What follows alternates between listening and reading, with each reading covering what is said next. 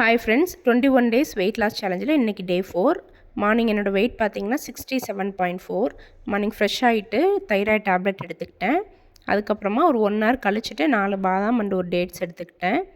இன்றைக்கி பிரேக்ஃபாஸ்ட்டுக்கு பார்த்திங்கன்னா 2 இட்லி, சாம்பார், கொஞ்சமாக முளைக்கட்டின பச்சை பயிறு, அப்புறமா பாயில் பண்ண ஸ்வீட் பொட்டேட்டோ ஒரு சின்ன பீஸ் எடுத்துக்கிட்டேன். மார்னிங்கே ஃப்ரெண்டு ஒருத்தங்க கால் பண்ணி சிக்பெட்க்கு வந்து ஷாப்பிங் போகலான்னு சொல்லி கூப்பிட்டாங்க. அங்கே பார்த்தீங்கன்னா நிறைய ஹோல்சேல் கடை தான். ஸோ ட்ரெஸ்ஸஸ்லாம் கொஞ்சம் கம்மி ரேட்டில் நல்லாவே கிடைக்கும். இந்த சின்ன சின்ன பொட்டிக் வச்சுருக்கவங்களாம் அங்கே வந்து ஹோல்சேலில் பர்ச்சேஸ் பண்ணிப்பாங்க. ஸோ வீட்டுக்கு தேவையான எல்லா ஐட்டமே நமக்கு கம்மி ப்ரைஸில் கிடைக்கும். இங்கேருந்து சிக்பெட் வந்து 2 ஹவர்ஸ் ட்ராவல் ஆகிடும். ஸோ போனோடனே செம்ம பசி. ஒரு சின்ன ஹோட்டலில் வந்து தோசை தான் கிடச்சது. ஸோ தோசை தான் லஞ்சுக்கு வந்து எடுத்துக்கிட்டேன் இன்றைக்கி.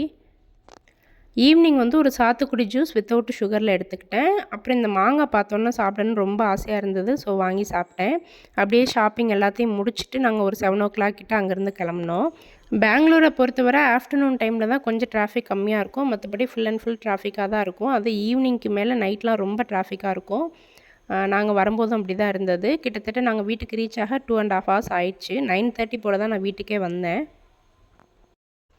இது வந்து பார்த்திங்கன்னா இந்தியாவிலே one of the biggest Wipro company வந்து பெங்களூரில் எக்ஸாக்டாக சர்ஜாபுரான்ற ஏரியாவில் இருக்குது. வீட்டுக்கு வந்துட்டு ரொம்ப தலைவலியாக இருந்ததுனால ஒரு 1/2 glass வந்து டீ எடுத்துக்கிட்டேன். அண்ட் ரொம்ப லேட் ஆனதுனால டின்னர் ஸ்கிப் பண்ணிவிட்டு 2 பனானா சாப்பிட்டு தூங்கிட்டேன். ஸோ டே 4 இப்படி தான் போச்சு. டே 5 என்னோடய வெயிட்டு நான் என்ன சாப்பிட்றதுங்க பார்க்கலாம். தேங்க்ஸ் ஃபார் வாட்சிங்.